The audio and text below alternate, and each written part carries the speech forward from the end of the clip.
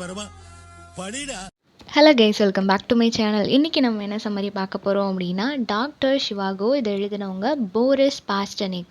இந்த பர்டிகுலர் நாவல் first November 23, 1957 தான் publish பண்ணியிருக்கிறாங்க இன் இட்டாலி. ஓகேவா? ஸோ ரஷ்யன் லாங்குவேஜில் தான் ஃபர்ஸ்ட் எழுதியிருக்கிறாங்க. ஆஃப்டர்வேர்ட்ஸ் இதை வந்து இங்கிலீஷில் ட்ரான்ஸ்லேட் பண்ணியிருக்கிறாங்க. 2 புக்காக எழுதியிருக்கிறாங்க, 2 பார்ட்டாக எழுதியிருக்கிறாங்க. அந்த 2 புக்லேயும் டோட்டலாக 16 பார்ட்ஸ் இருக்குது. ஓகேவா? லாஸ்ட்டில் ஒரு எபிலாக் கூட இருக்கும். தென் இதோட ஜான்ரா அப்படின்னு பார்க்கும்போது ஹிஸ்டாரிக்கல் ரொமான்டிக் நாவல். அண்ட் இதை வந்து ஃபிலிமாகவும் அடாப்ட் பண்ணியிருக்கிறாங்க. ஃபிலிமாக இதை வந்து எடுத்தது டேவிட் லீன் அப்படின்றவர் 1965 இதை வந்து ஃபிலிமாகவும் அடாப்ட் பண்ணியிருக்கிறாங்க. ஹிஸ்டாரிக்கல் எலமெண்ட் நிறைய இருக்கிறதுனாலையும் ஃப்ரெஞ்ச் ரெவல்யூஷன் டைமில் ஒரு மேனோட மென்டாலிட்டி என்ன மாதிரி இருக்குது, ஒரு டாக்டரோட லைஃப் எப்படி இருக்குது அப்படின்றத வந்து சொல்லியிருப்பாங்க. இது வந்து ஸ்லைட்லி ஆட்டோபயோகிராஃபிக்கல் அப்படின்னு சொல்கிறாங்க. பட் எந்த அளவுக்கு அது வந்து எக்ஸாக்டாக அது ஆட்டோபயோகிராஃபிக்கலாக இருக்கும் அப்படின்றது தெரியல. ஏன்னா இவர் ஒரு ரஷ்யன் ஆத்தர் அப்படின்றதுனால அந்த ரஷ்யன் ரெவல்யூஷனை இவரும் பார்த்துருப்பாரு. அதில் இவர் பார்த்த விஷயங்களை கூட இந்த புக்கில் ரிஃப்ளெக்ட் பண்ணியிருக்கலாம் அப்படின்ற மாதிரி சொல்கிறாங்க. ஸோ இதோட பீரியட் அப்படின்னு பார்க்கும்போது Russian revolution and Russian civil war நடந்த அந்த டைமில் வந்து என்ன நடந்துச்சு, மக்களோட condition, low class and high class பீப்புளோட கண்டிஷன், அவங்களோட மென்டாலிட்டி எந்த மாதிரி இருக்குது அப்படின்றத வந்து இந்த நாவலில் ரிஃப்ளெக்ட் பண்ணியிருப்பாங்க. ஸோ இந்த நாவலை வந்து எப்படி ஸ்ப்ளிட் பண்ணுறாங்க அப்படின்னா இயர் வந்து மென்ஷன் பண்ணியிருப்பாங்க. ஓகேவா?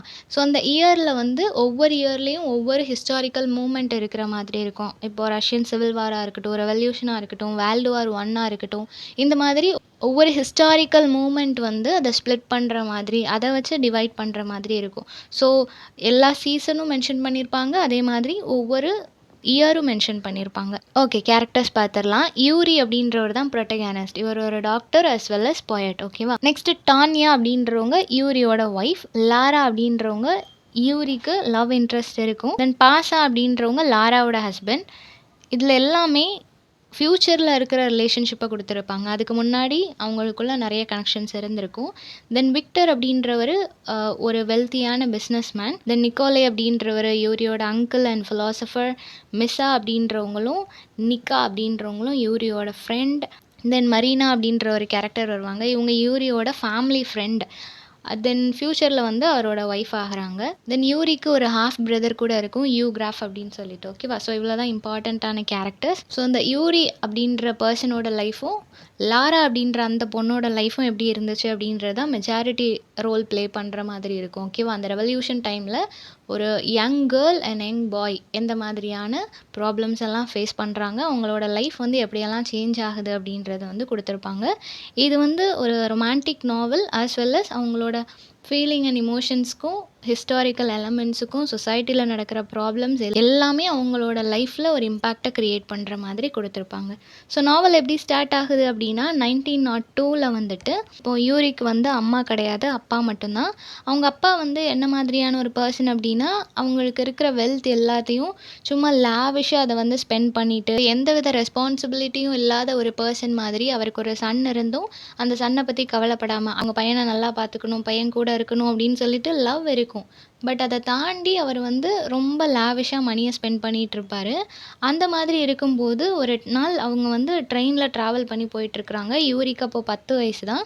ஸோ அவனோட அப்பாவோட அவங்க ட்ரெயினில் ட்ராவல் பண்ணி போயிட்டுருக்கும்போது என்ன நடக்குது அப்படின்னா விக்டர் அப்படின்னு ஒரு பிஸ்னஸ்மேன், வெல்த்தியான பிஸ்னஸ்மேன் சொன்னேன் இல்லையா, அவரும் அந்த ட்ரெயினில் இருக்கிறாரு. சின்ன வயசுலேயே யூரி வந்து அந்த விக்டர் அப்படின்ற பர்சனை பார்த்துடுறான். என்ன நடக்குது அப்படின்னா அவருக்கும் யூரியோட அப்பாவுக்கும் சண்டை வருது. அந்த சண்டையில் யூரியோட அப்பா என்ன பண்ணிடுறாரு அப்படின்னா ட்ரெயினில் இருந்து குதித்து இறந்து போயிடுறாரு. ஆக்சுவலாக அது சூசைட் தான். அவருக்கு தெரியும் அவர் இறந்து போக போகிறாரு அப்படின்னு சொல்லிட்டு அவரே வேணும்னு தான் குதிச்சிருப்பாரு. ஸோ அந்த மொமெண்ட் அவன் அப்பா இறந்ததை கண்ணால் பார்த்துருக்கான் இல்லையா, அதுக்கு ஒரு ரீசனாக அந்த ஒரு வெல்த்தி பர்சனை வேற அவன் நினச்சிருப்பான். அந்த விக்டர் அப்படின்றவர் தான் அப்பா கூட சண்டை போட்டார் அப்படின்ற மாதிரியும் அவன் மைண்டில் வந்து சின்ன வயசுலேயே ரெஜிஸ்டர் ஆகிருக்கும். இப்போ அவங்க அப்பாவோட ஃபியூனரல் நடக்குது, எல்லாருமே அங்கே அசம்பிள் ஆகிருக்கிறாங்க. இப்போது யூரிக்கு யாருமே கிடையாது, ஆல்ரெடி அம்மா கிடையாது, இப்போ அப்பாவும் இறந்து போயிட்டாங்க அப்படின்றதுனால யாருமே இல்லாமல் இருக்கும்போது இவனோட ஆண்ட் அண்ட் அங்கிள் தான் அவங்களோட ஃபேமிலிக்கு இவனை கூட்டிகிட்டு போகலாம் அப்படின்னு சொல்லி பிளான் பண்ணுவாங்க. அவங்களுக்கு ஆல்ரெடி ஒரு பொண்ணு இருக்கும். அந்த பொண்ணோட சேர்த்து இவனையும் நம்மளே வளர்த்துக்கலாம் அப்படின்னு சொல்லிட்டு வீட்டுக்கு கூட்டிகிட்டு போவாங்க. அவங்க ரொம்ப வெல்த்தியான ஒரு ஃபேமிலி. பட் எவ்வளோ வெல்த் இருந்தாலும் அதை வந்து காமிச்சிக்காம ரொம்பவே சிம்பிளாக இவனையும் அவங்களோட பையன் மாதிரி ரொம்பவே கேர் பண்ணி பார்த்துப்பாங்க. இப்போ டானியா அண்ட் யூரி 2 பேரும் ஒன்றா சேர்ந்து வளர்கிறாங்க. சின்ன பிள்ளைங்கள்லேருந்தே ஒன்றா தான் இருக்கிறாங்க. தென் காலேஜாக இருக்கட்டும் எல்லாமே அவங்க ஒன்றா தான் போயிட்டுருக்குறாங்க. இது ஒரு ஃபேமிலி, இவங்களோட லைஃப் போயிட்டுருக்கு. இது ப்ரொட்டகானிஸ்டோட லைஃப் இல்லையா. இன்னொரு பக்கம் அமல்யா அப்படின்ற ஒரு லேடி, அந்த லேடி வந்து மாஸ்கோவுக்கு மூவ் ஆகுறாங்க. லாரா அண்ட் ராடியன் அப்படின்னு சொல்லப்படுற அவங்களோட குழந்தைங்களோட மாஸ்கோவுக்கு அவங்க மூவ் ஆகுறாங்க.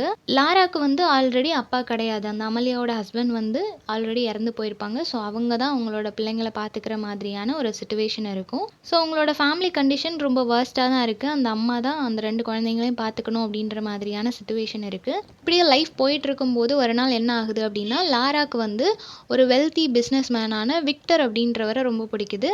அவருக்கும் இவன் மேலே ரொம்ப இன்ட்ரெஸ்ட் இருக்குது. பார்ட்டிக்கு போகிறது, நைட் அவுட் போகிறது, இந்த மாதிரி நிறைய டைம் ஸ்பெண்ட் பண்ணிட்டு இருக்காங்க. லாராவோட அம்மா இதை ஸ்டார்டிங்கில் நோட்டீஸ் பண்ணும்போது அவங்களுக்கு சுத்தமாக பிடிக்கல. இது வந்து பெரிய ப்ராப்ளமில் போய் முடியும் அப்படின்னு சொல்லிட்டு அவங்க ஃபர்ஸ்டே வார்ன் பண்ணுறாங்க.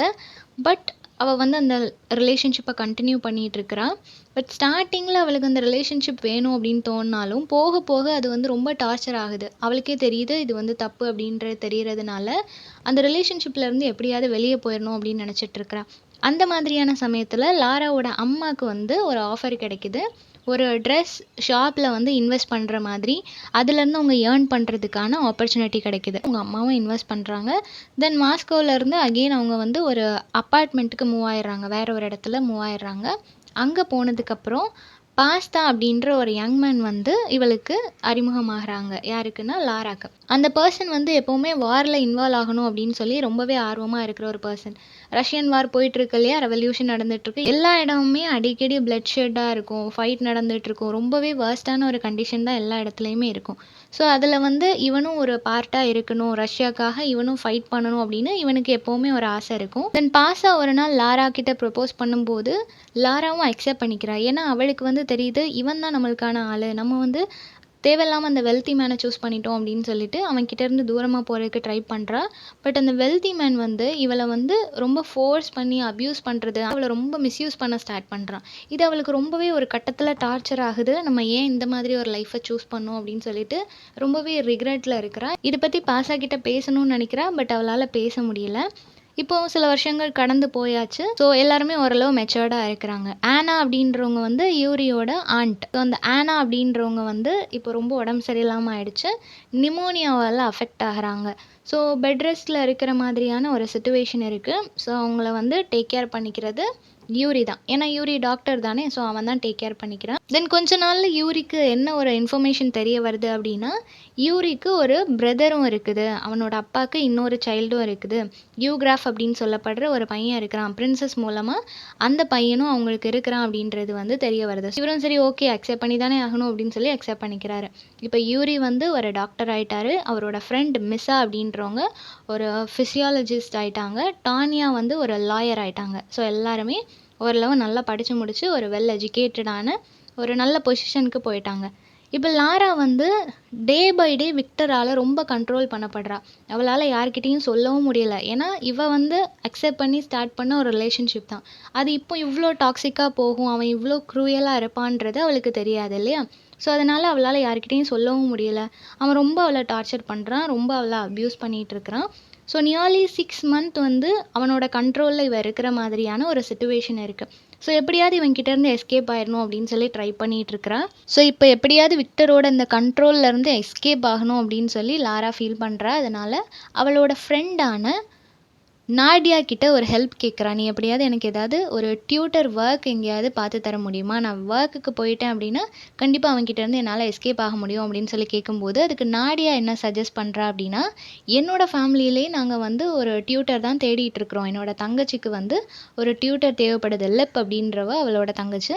அந்த பொண்ணுக்கு டியூட்டர் தேவைப்படுது. அதனால் நீ எங்கள் வீட்டிலே வந்து ஒர்க் பண்ணு அப்படின்ற மாதிரி சொல்கிறா. ஸோ ஆல்மோஸ்ட் 3 இயர்ஸ் அவங்க வீட்டில் கவர்னஸாக இவள் ஒர்க் பண்ணிகிட்டு இருக்கிறா. ஸோ அதனால் எந்த ஒரு ப்ராப்ளமும் இல்லாமல் தான் போயிட்டுருக்குது. 4th இயர் லாரா வந்து அந்த வீட்டில் ஒர்க் பண்ணும்போது அவளோட பிரதர், லாராவோட பிரதர் இருக்கிறாங்க இல்லையா, அவங்க வந்துட்டு லாரா கிட்ட ஒரு 700 ரூபிள்ஸ் எனக்கு வேணும் அப்படின்னு சொல்லிட்டு டிமாண்ட் பண்ணுறாங்க. அவங்களுக்கு ரொம்ப கடன் ஆயிடுச்சு. ஸோ அந்த கடனெல்லாம் அடைக்கணும். அதனால் எனக்கு ஹெல்ப் பண்ணு அப்படின்னு சொல்லி கேட்கும்போது, இவளும் சரி ஓகே நான் வீட்ல பேசி பார்க்குறேன் அப்படின்னு சொல்றா.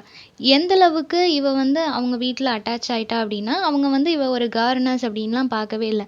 நம்ம பொண்ணுக்கு டீச் பண்ணுறதுக்கு வந்திருக்கிறாங்கன்றது இல்லாம, அவங்களோட ஃபேமிலியில ஒரு பொண்ணு மாதிரி தான் லாராவ பார்த்துக்கிறாங்க.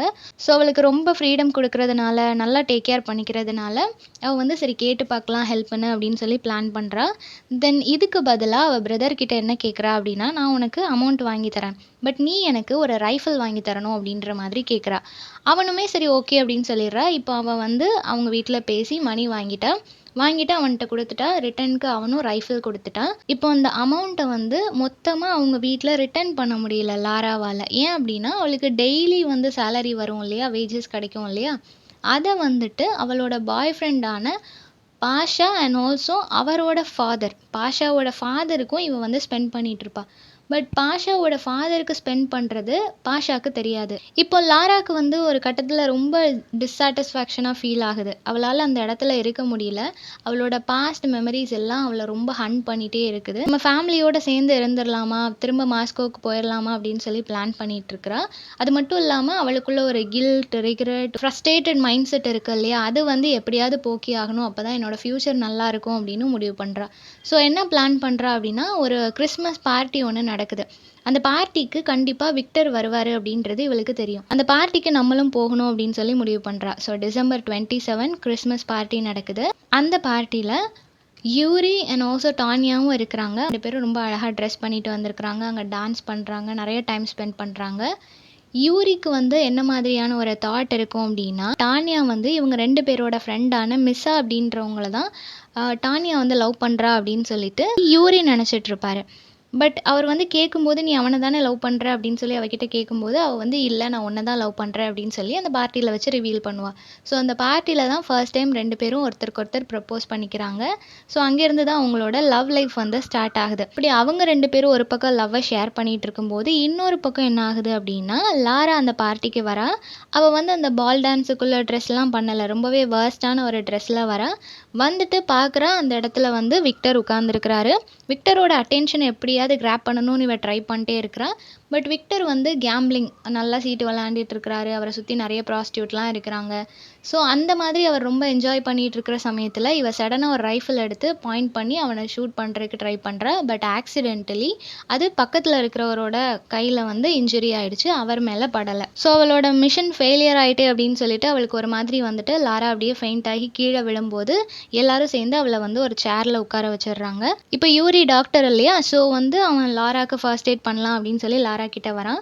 லாராவை பார்த்த உடனே அவனுக்கு தெரிய வருது, லாராவை இதுக்கு முன்னாடியே அவன் பார்த்துருப்பான். எப்போ அப்படின்னா, லாராவோட வீட்டில் அவங்க அம்மாவுக்கு ஒரு நாள் உடம்பு சரியில்லாமல் ஆயிருக்கும்.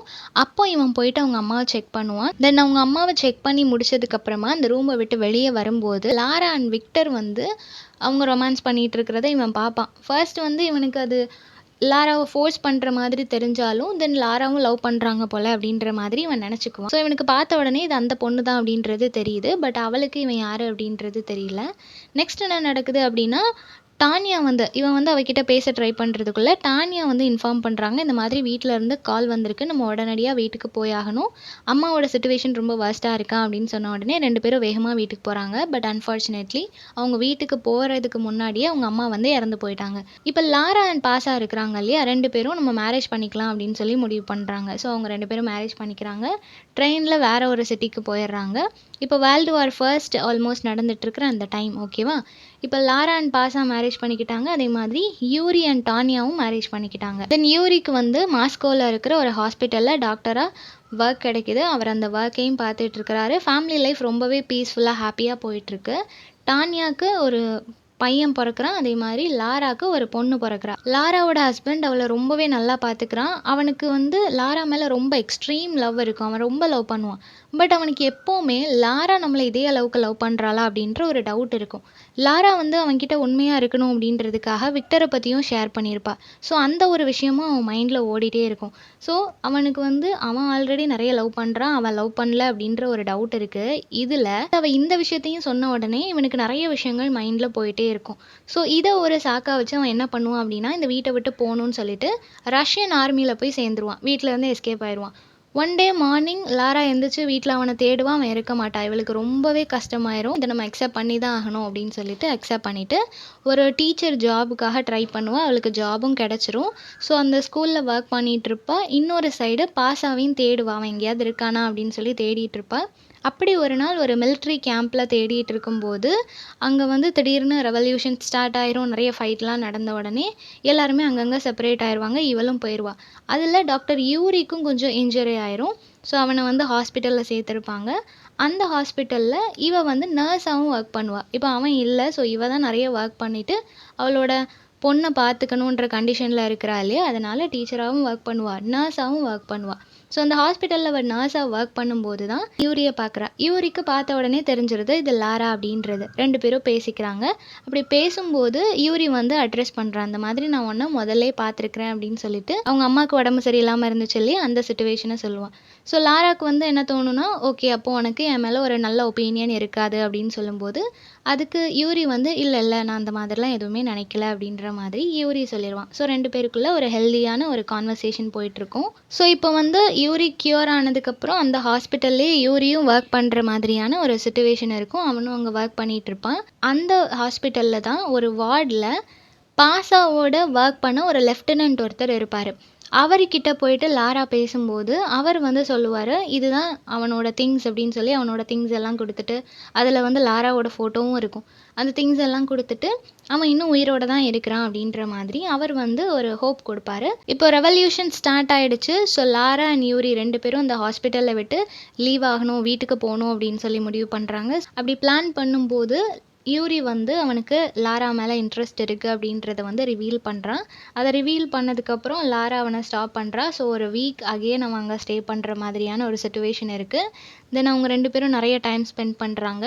தென் இப்போ டைம் ஆயிடுச்சு. ஸோ வீட்டுக்கு போய் தான் ஆகணும் அப்படின்ற சுச்சுவேஷனில் இருக்கிறதுனால வேறு ட்ரெயினில் ஏறிட்டு அவங்க 2 பேரும் அவங்கவுங்க வீட்டுக்கு போகிறாங்க. இப்போது அக்டோபர் ரெவல்யூஷன், ரஷ்யன் சிவில் வார் எல்லாமே ஸ்டார்ட் ஆகிட்டு எல்லா இடமும் பாம் பிளாஸ்ட், பிளட் ஷெட் இந்த மாதிரி ரொம்பவே ஹாரிஃபிக்கான ஒரு சுச்சுவேஷன் இருக்குது. இப்போ யூரி அப்புறம் அவனோட ஃபேமிலியில் இருக்கிறவங்க எல்லாரும் என்ன டிசைட் பண்ணுறாங்க அப்படின்னா, நம்ம டானியாவோட ஃபேமிலி அந்த ஃபார்மர் எஸ்டேட் ஒன்று இருக்கும், அந்த எஸ்டேட்டுக்கு நம்ம போயிடலாம் அப்படின்னு சொல்லி பிளான் பண்ணுறாங்க. ஸோ அவங்களோட ஃபேமிலி ஃபுல்லாக அங்கே ட்ராவல் பண்ணி போயிட்டுருக்கிற டைமில் அந்த ட்ரெயினில் வந்து யூரி ஒரு ஆர்மி கமிஷனரை மீட் பண்ணுறாரு. தென் இப்போ அங்கே ரீச் ஆனதுக்கப்புறம் ஒரு அபேண்டன்ட் ஹவுஸில் தான் அவங்க இருக்கிற மாதிரியான ஒரு சுச்சுவேஷன் இருக்குது. ஸோ அவங்களோட ஃபேமிலி யூரி, டானியா, அவங்களோட குழந்தை அண்ட் டானியாவோட அப்பா எல்லாரும் அந்த வீட்டில் தான் இருக்கிறாங்க.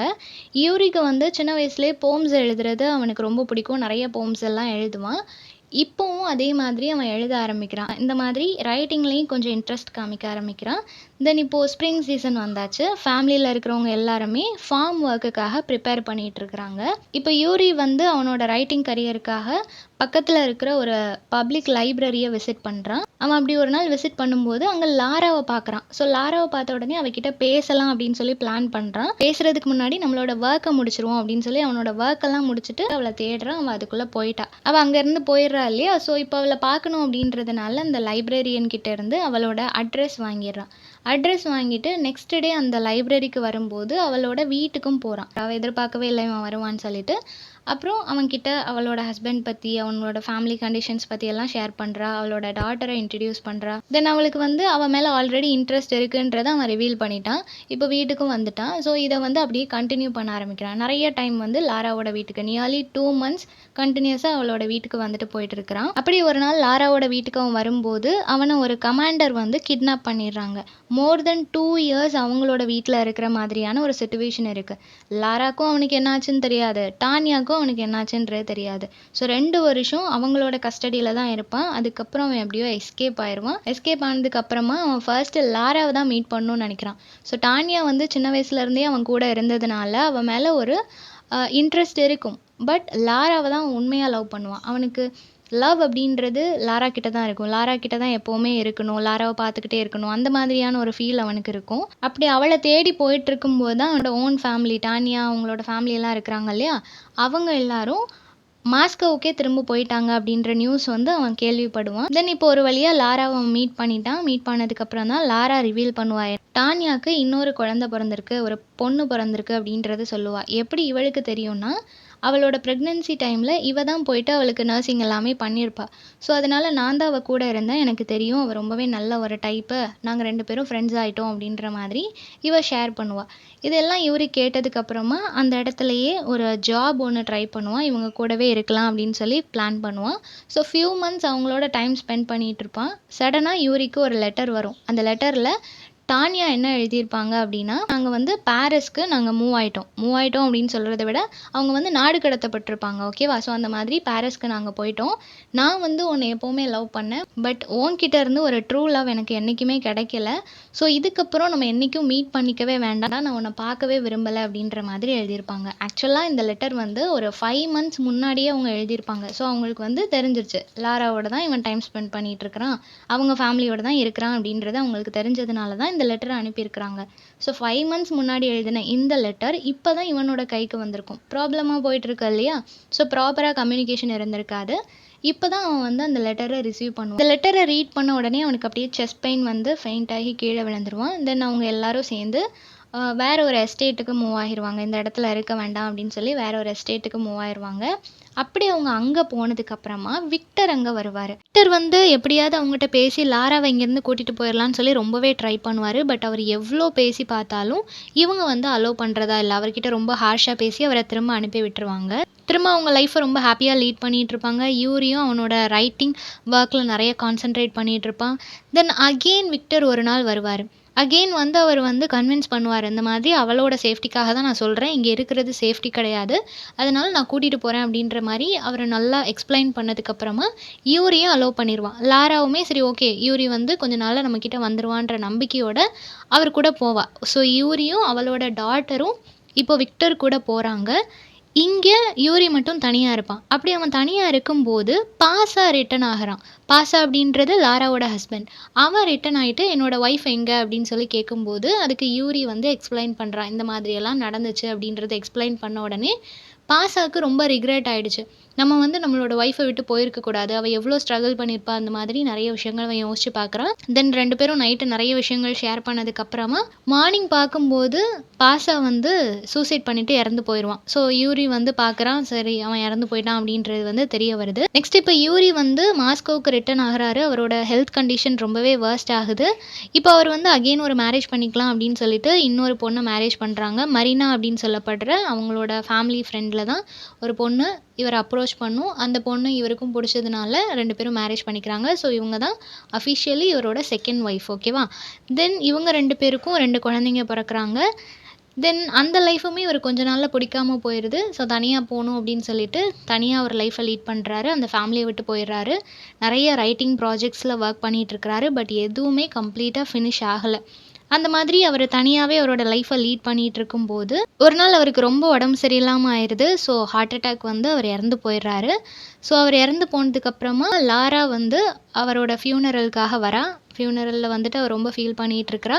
அந்த சமயத்தில் யூரியோட ஹாஃப் பிரதர் இருக்கிறார் இல்லையா, அவர் வந்து லாராவை அட்ரெஸ் பண்ணுறாங்க. நீங்கள் லாரா தானே அப்படின்னு கேட்டுட்டு அந்த ரைட்டிங் ஒர்க்ஸ் எல்லாத்தையும் லாரா கிட்ட கொடுக்குறாங்க. அவர் ஃபினிஷ் பண்ணாமல் இருந்தார் இல்லையா, அந்த ரைட்டிங்ஸ் எல்லாத்தையும் கொடுக்குறாங்க. கொடுத்துட்டு நம்ம எப்படியாவது இதை பப்ளிஷ் பண்ணணும் அப்படின்ற மாதிரி சொல்கிறாங்க. தென் லாரா வந்துட்டு அவங்கக்கிட்ட ஒரு ஹெல்ப் கேட்குறாங்க. என்ன அப்படின்னா, அவங்களுக்கும் யூரிக்கும் பிறந்த ஒரு பொண்ணு வந்து தொலைஞ்சு போயிடுச்சு, அந்த பொண்ணை எப்படியாவது நான் கண்டுபிடிக்கணும் அப்படின்ற மாதிரி கேட்பாங்க. தென் அவங்க தேடிட்டு இருப்பாங்க. செவரல் டேஸில் லாரா வந்து காணாமல் போயிடுவாங்க. தென் கொஞ்ச நாள் அவங்க இறந்து போயிட்டாங்க அப்படின்ற மாதிரி கூட நியூஸ் வரும். இப்போ யூரியோட ஃப்ரெண்டான மிஸ்ஸா அண்ட் நிக்கி அப்படின்றவங்க வேர்ல்டு வார் 2ல் வந்து ஃபைட் பண்ணுறதுக்காக போயிருப்பாங்க. அப்படி போயிருக்கும்போது யூரி மாதிரியே ஒரு பொண்ணை பார்ப்பாங்க. டானியா அப்படின்னு சொல்லப்படுற ஒரு பொண்ணை பார்ப்பாங்க. அது வந்து ஒரு லாண்ட்ரி கேர்ள். அந்த பொண்ணோட கதையை கேட்கும்போது தான் இவங்களுக்கு புரிய வரும், இதுதான் யூரி அண்ட் லாராக்கு பிறந்த பொண்ணு அப்படின்றது அவங்களுக்கு தெரிய வரும். தென் அந்த ஹாஃப் பிரதர் இருக்கார் இல்லையா, யூரியோட ஹாஃப் பிரதர், அவர் வந்து யூரியோட எல்லா ஒர்க்ஸையும் அதை கலெக்ஷனாக எடுத்து அதை ப்ராப்பராக ஸ்ட்ரக்சர் பண்ணிவிட்டு அது எல்லாத்தையும் பப்ளிஷ் பண்ணுவாங்க. ஸோ இதோட தான் இந்த நாவல் முடியுது. ஸோ இந்த சம்மரி எல்லாருக்கும் புரிஞ்சிருக்கும்னு நினைக்கிறேன். நெக்ஸ்ட் என்ன டாப்பிக்கில் வீடியோ போடலான்னு சொல்லி கமெண்ட் பண்ணுங்கள். தேங்க்யூ ஃபார் வாட்சிங்.